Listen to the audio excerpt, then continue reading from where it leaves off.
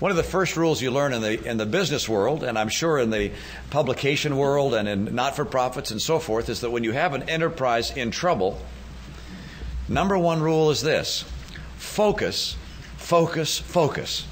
Make sure you concentrate on the very most important element first with all of your energy and passion. And when the president came into office, there's no question what that first priority had to be, and probably the one almost tied with it.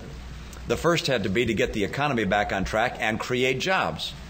And close thereafter would be to make sure that we were successful in pushing back the forces of radical violent jihadism by being successful in Iraq and Afghanistan and other places where jihadism was rearing its head.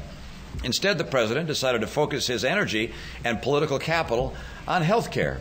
That's an important topic.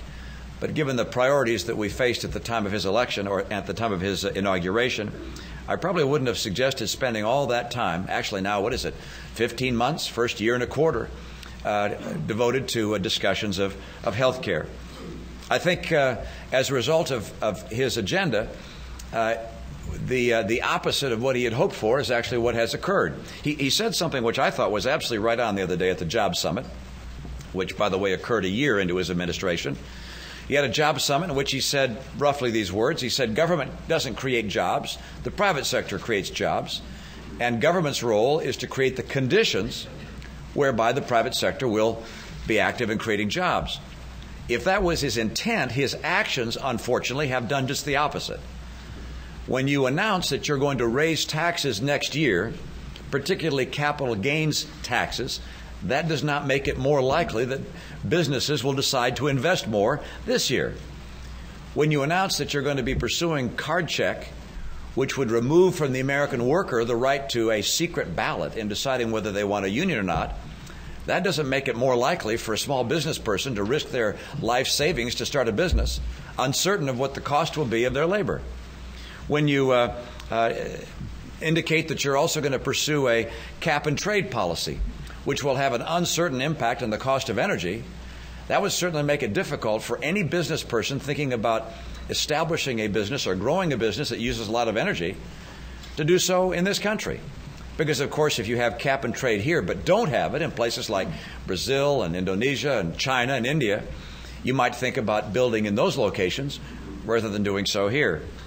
When you communicate that you have a plan to have government take over roughly 1/5 of the economy, healthcare, any entrepreneur in the healthcare sector has got to find it more difficult to get capital to start that business and to hire, because they have to be concerned about what the future will hold.